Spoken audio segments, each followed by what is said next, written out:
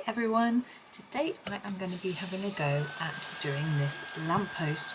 This is from Rita Berman's book Meine Reise Durch Europa, and I don't know if I'm going to be able to get it all done in one video, but I'm going to have a go. I'm going to start at the top and then just sort of work down, I think. So just to tell you, I've got a book underneath so that I can lean, because it's really near the front of the book, otherwise I wouldn't have a nice surface. So that is a little tip for you guys, is to put something underneath just to make it a little bit easier to manage. So we're going to, as I said, I probably won't do this bit very much. I'll probably just start doing this top bit. So the main lamppost itself, I decided I was going to do it in a sort of silvery greys. Now in my set of Castle Arts, which I'm going to be using today, I actually only have two greys. Well, I have a Davies grey, which is a browny grey, so I don't want to use that for the lamppost. And I have the cool grey and the cool grey deep. Oops. So it makes it quite easy to choose what to use, really. So this is the 72 set, by the way. You may have, if you've got the 120, I suspect you'll have a few more greys. There is a Payne's grey as well that I've got in different sets. So I've chosen the cool grey first, and what I'm going to do is think about what that is. I'm going to think it's just part of the lamppost, and start to mark out where I want it darker and lighter. I think I want it lighter in the middle of that bit, so I'm trying to put a fairly dark edge there and then a bit less in the middle. Now here I want it really dark in this centre,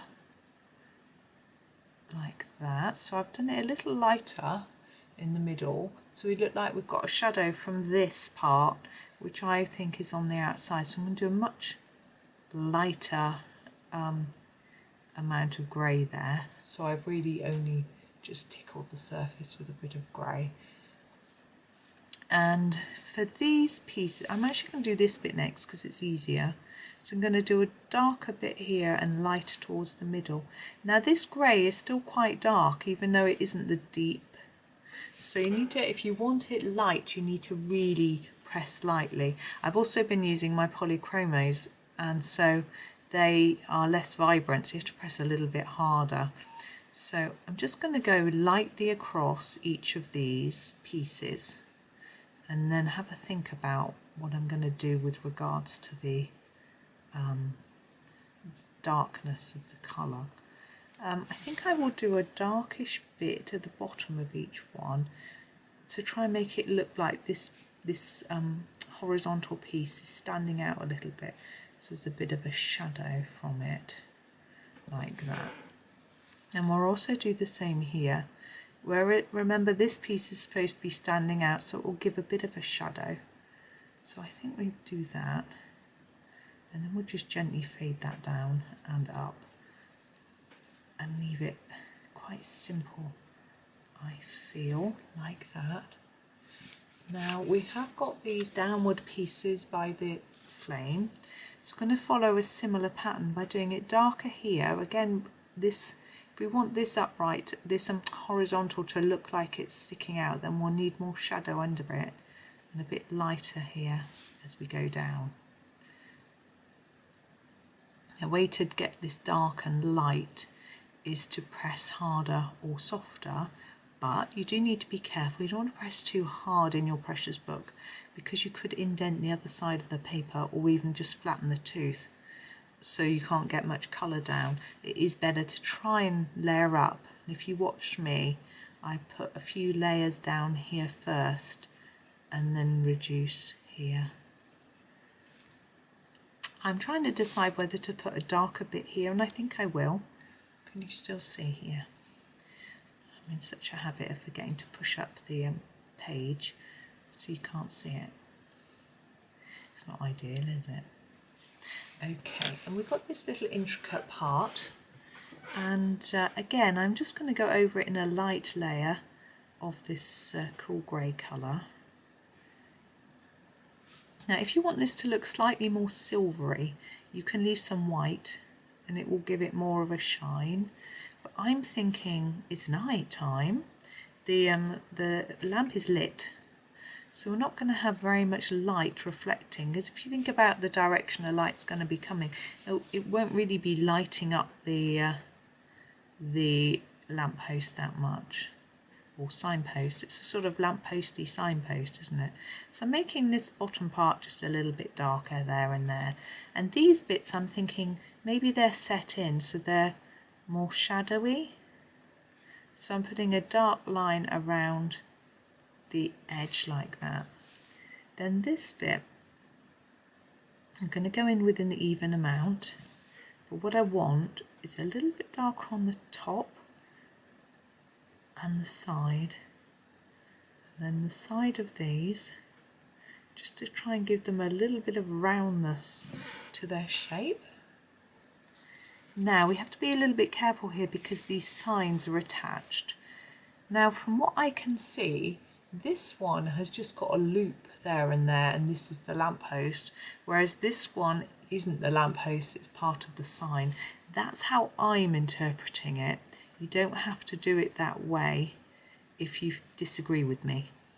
If you think this is part of the sign, then by all means colour it in whatever colour you colour in your sign. So I'm putting a little bit of shadow above and below, particularly below there's going to be shadow. I don't know if you can see, let's push you up a little bit. And under here, and a little bit lighter. There's not a lot to do there really. We might as well just finish. Oops, I'm running out of space on my desk. There we go. We might as well. I've got you very wonky now, haven't I? No, I think you're all right. And we'll just do this bit. So I'm going to go over the whole of this base part with the cool grey. I was going to use the deep cool grey deep, but I'm not sure I'm going to bother. I'm not going to do that bit yet. Leave that horizontal. Don't worry if you go over it a little bit, it's not the end of the world, but leave it if you can. So just a light layer across the whole thing. It doesn't matter if it's directional colouring. You see I'm going up and down. If we get an up and down direction looking, it doesn't matter because that is the sort of direction of the drawing, if you understand what I mean. Sometimes we don't want to see a stripe in our colouring, but actually the castles are quite good at not doing that anyway. So going back up to here, I'm going to put some shadow under this sign. It's Bruges, as we would say. I haven't been there. My in-laws went there. That's when mother-in-law was still alive. On this one, we'll do a darker part here and here, and bring that into the centre to have a little shine, just a tad. As I said, it's not going to be mega shiny because it's night time. Now these I feel are inset, so like we did at the top, a nice dark bit and then slightly lighter in the middle, just to give the impression there's some sort of shadow going on in there. And the same with this. I've got quite a large area here. You may need to sharpen your pencil. I think mine's okay. I don't want it mega sharp, but I don't want it going out of the lines too much, or else it's going to sort of spoil that illusion that we're trying to create of this bit being set slightly back.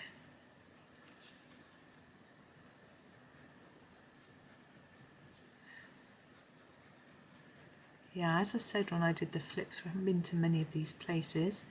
And of course, this book's in German, so the names are different to what we call them here in the UK. But that's okay. I think it makes it a lot more fun.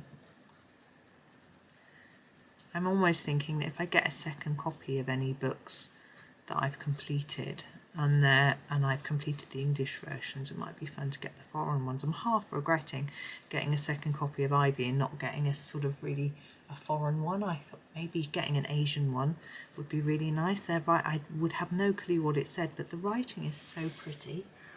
But anyway, too late now. Okay, so we have basically spent nearly 10 minutes colouring with the same colour for the whole time. But what I'm going to do now is concentrate on the flame. Now, it can be quite tricky to do fire, and to try and do it in a realistic way is really tricky. So what we're going to do is just do a sort of nod to it and do our best, really, without worrying too much about any sort of realism. It's very tricky, as I said. So we're going to start with the red at the bottom of the flame. Now, if you look at pictures of flames, that can help you, but I actually find it quite daunting. You often find the flame is blue at the bottom, there's black smoke at the top and things like that. And I find that makes it, and if I put blue at the bottom of my flame, it just looks a little bit strange. It doesn't look, it looks like I've made a mistake somehow. So I decide not to do that. So we're going to just have a go. Now, again, also sometimes the flame's white, sometimes it's yellow. It's quite tricky, but we're just going to put some red here at the bottom and then gently reduce the layers so that we can blend it into an orange like that. Okay, so that, sorry, that's the Scarlet Red. Doesn't really matter though. We're now going to grab this burnt ochre, which is quite a brownish orange, I think. We're going to go over the red just to try and dim it down a little bit and to make sure it blends in, and over the parts where we spread that red up. Okay, and then we're going up the flame further. And now we're going to go for a slightly lighter orange. I think this, yes, this is the Orange Lake. I'm going to sharpen this one. Not because it needs to be sharper than the others, but just because it was blunt. Now you might think the flame looks better with red at the top rather than the bottom. It's up to you. Do that if you think it looks more realistic, or if it's better with your idea of what it should look like. I've left some space at the top because I want some yellow in there. I'm going to use the Brilliant Yellow. It's very modest, isn't it? I'm a brilliant yellow. So we shall go right in at the top straight away, nice hard layer, and then go over the whole thing, make it vibrant, make it shine. And that's a lot of effort and a lot of colours for one small area, but I think it's worth it. I think because we've done our lamppost very plain, I think we want to make this really stand out and shine. And now we've got these 3 sections which we need to do as well. So I'm thinking about doing different shades of yellow. I'm guessing, I'm thinking it might be brighter just near the flame, because we've also got these little marks which indicate to me that Rita wants us to make it brighter there. So I'm going to grab a Naples Yellow and do, it's quite a darkish yellow, you see. Just give it a sharpen. There we go. And do this area where Rita has marked out here, like that, to make it look like we've got quite a glow coming off that flame. And then I'm going to go in with a more muted yellow. Yeah, I think this golden yellow deep, although it sounds like it's really bright, it isn't quite so much. And do that all the way around, and you can see the difference in the shade. I hope you can too. All around there. And I'm going to do a bit of this here, but I'm going to fade it slightly towards the edges because we're getting further away from the flame, so the colour isn't going to be quite so defined. And we're just going to go in with a slightly lighter one just at the end, which I'm going to use the golden yellow.